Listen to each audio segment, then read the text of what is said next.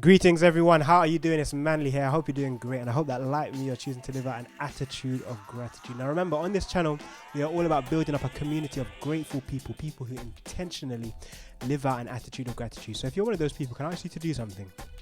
In the comment section below, please do let us know at least one thing that you're grateful for today. It's encouraging to see, so please do participate.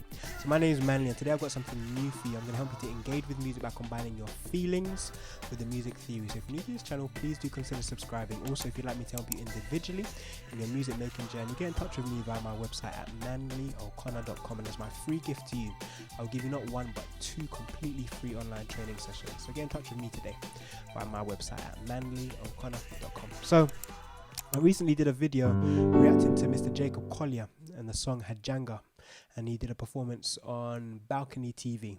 And what was interesting at the start, he played something like this. Check this out. He was in the key of D and he did a modulation down a semitone tone. So he changed key downwards. He went down. Normally, generally speaking, in a lot of pop music, if you have a key change, it's going up, it's going to ascend. He actually went down, and check this out. So he did something like this. There we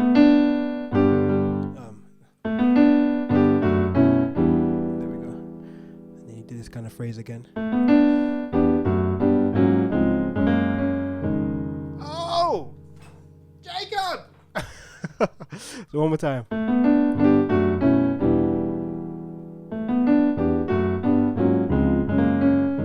So let's look at that.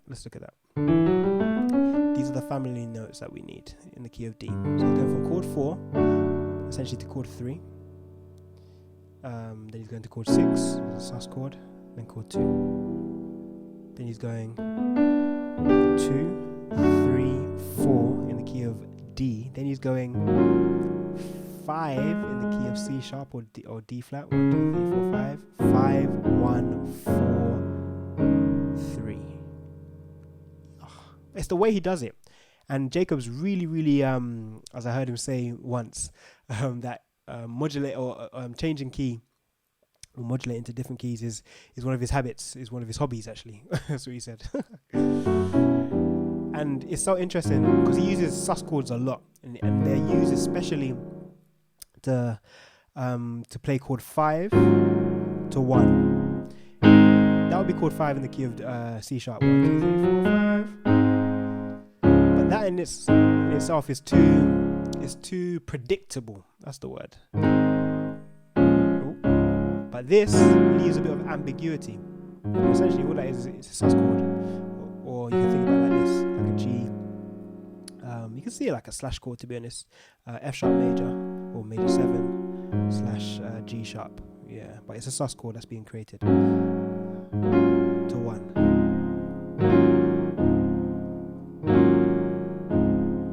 So see the context. He's going from D, and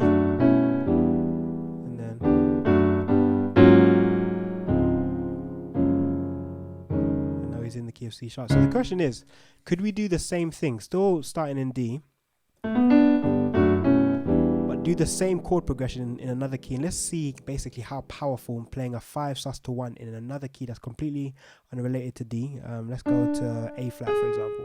So I'm going to end up in A flat. I'm going to play the same chord progression that he did in the key of C sharp. So I'm essentially going to do this. In the key of D. Sorry. I'm going to do this chord, and that chord, but in another key. And let's see if it works. So,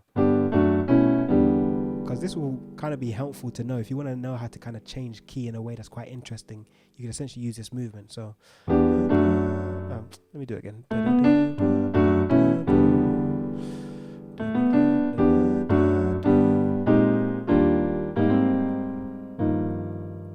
It works.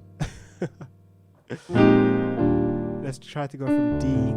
Let's go from D to B flat. So.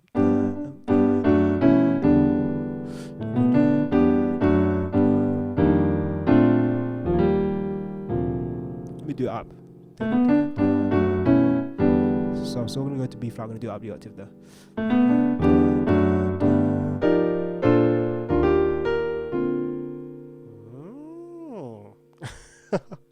So that 5 sus to 1, yet again, it's essentially this whole 5-1 harmony, circle of fifths.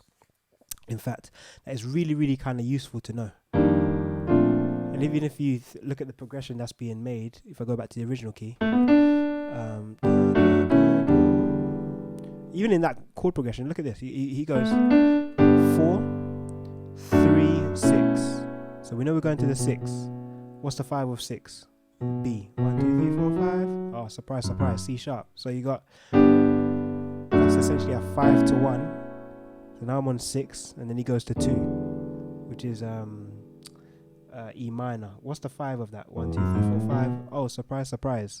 Is B. So essentially we've got this whole 5-1 harmony happening.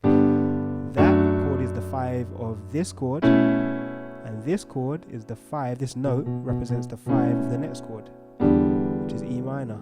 How interesting is that? And then by the time he changes key, that is the 5 of this, and then the chord we go to next. So this note actually represents the 5 of this. And that's the chord he goes to next, which is F sharp major. Once again, these 5-1. So this is very much about knowing the language of music, because you can hear what Jacob did. And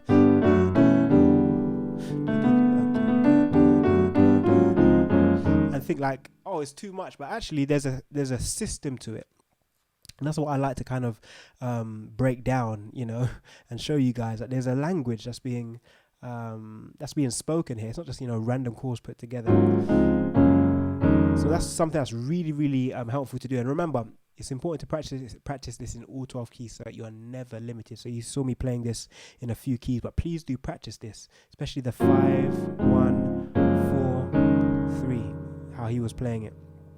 And this is essentially a way that you can establish a new key using 5-1 harmony. So thanks, Jacob. Guys, if you enjoyed this video and you found it helpful, please do give it a thumbs up. Also, if you're new to the channel, please do subscribe, and don't forget to hit the notification bell so that you never miss out when I upload new content. Thank you so much for clicking this video and watching it. I am very, very grateful. Don't forget today and always to live out an attitude of gratitude. Take care. Have a great day.